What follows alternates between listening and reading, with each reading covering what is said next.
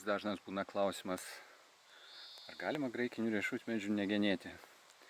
Tai galima, jie augs, tačiau jau antrais metais pradeda daugybę atžalų formuoti, daugybę šoninių šakelių leisti.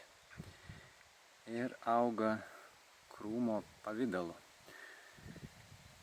Tos šakelės dažnai būna silpnos, labai plonytės ir pats riešutmedis ilgai nesukaupia energijos pakankamam derėjimui. Ir neformalūs riešutmedžiai dažniausiai išaugs ganėtinai tankių krūmų.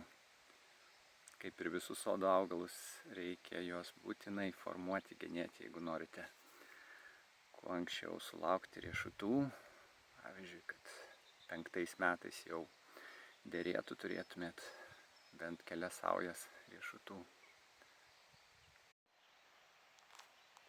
Na ir taip atrodo graikiniai riešutmedžiai, kurie buvo beveik neformuoti. Beveik tai sakau, kad buvo nupjaunamos šakos, kad netrukdytų žoliai pjauti. Dabar čia iš viso apleista, net ir žolė nebenupjaunama. Na ir medeliam šitiem, kurių ūgis apie 4 metrus, jau 8 metai, dabar 9 jau eina, nei vieno riešuto nėra. 2 medžiai skirtingų lyg ir atmainų. Jie, aišku, neskiepyti, bet jokio derliaus čia dar net nenusimato, nes pilna silpnų tokių plonyčių šakelių. Graikinis riešutmedis negauna pakankamai saulės, daugelis šakelių persidengia, išeikvoja visą energiją tom šakutėm auginti, visas pusės. Ir čia apie jokį derlių kol kas net nenusimato nei vieno riešuto. Na, o čia va yra sėjinukas ir jam dabar yra 5 metai.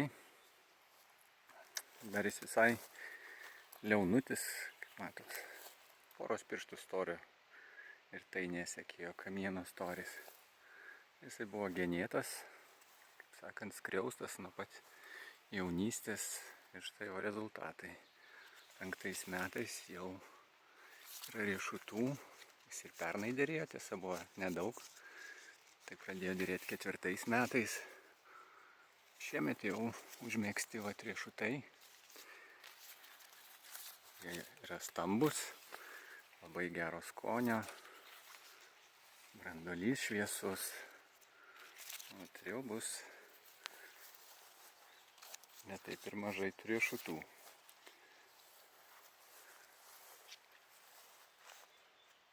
Ant visų beveik šakelių yra po kelis riešutus. Aišku, žydėjo kur kas gausiau, bet ne visus pavyko užmėgsti.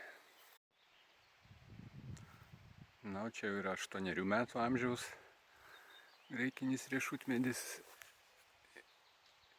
Jisai jau pernai davė daug kibiro derlių, riešutai ypatingai stambus.